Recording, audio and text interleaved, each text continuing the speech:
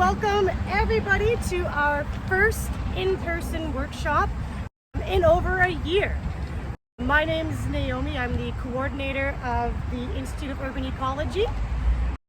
And I'd like to acknowledge that we are on the unceded territories of the Coquitlam First Nations.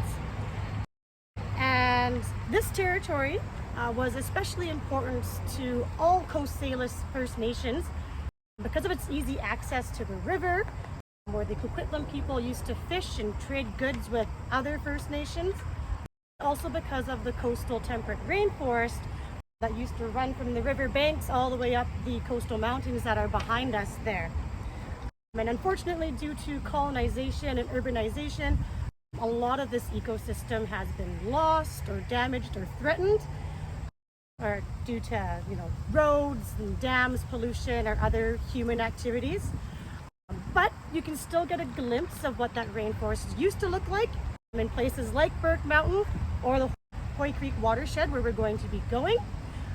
And we can still help protect what we still have here and replace things that have been lost. And so that's kind of what the Institute of Urban Ecology stands for.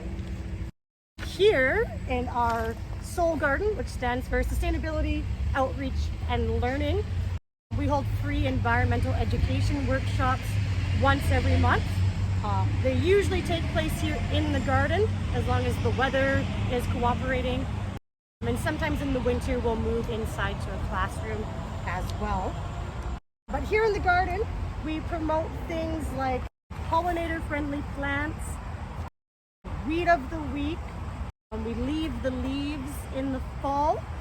And we also promote the use of native non-GMO plants, like all the ones in the hedgerow here that kind of make the semicircle along the back.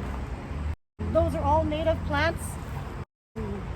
They pretty much get ignored all year long. They don't get water. We don't fertilize them. They could use a bit of a trimming.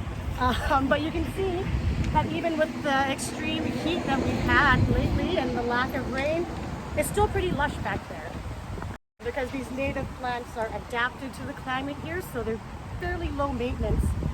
And they also provide more habitat and resources for bees and other local wildlife.